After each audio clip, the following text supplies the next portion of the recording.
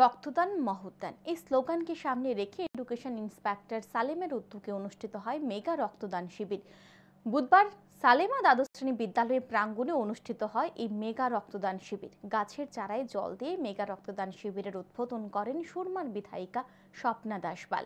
উপস্থিত ছিলেন আইএস রঞ্জন মল্লিক, সালমা পঞ্চায়েত সমিতির চেয়ারপারসন বীণা দাস বিশ্বাস, ভাইস চেয়ারম্যান ননী গোপাল কর সহ অন্যান্যরা।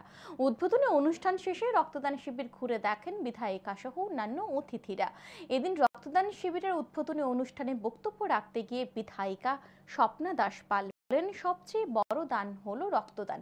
রক্তদানের মাধ্যমে প্রতিটি ব্যক্তি একটা জীবনকে বাঁচিয়ে তুলতে পারে, তাই সবাইকে রক্তদানে এগিয়ে আসার আহ্বান জানান তিনি।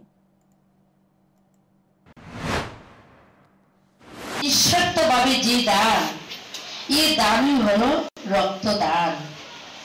এই রক্তদানের মাধ্যমে প্রতিটা ব্যক্তি একটি জীবনকে বাঁচিয়ে তুলতে পারে।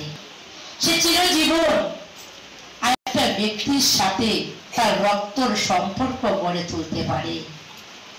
যে দানের মাধ্যমে শিশু থেকে বৃদ্ধ সবার জীবন বাঁচিয়ে তুলতে পারে, এই দানের মাধ্যমে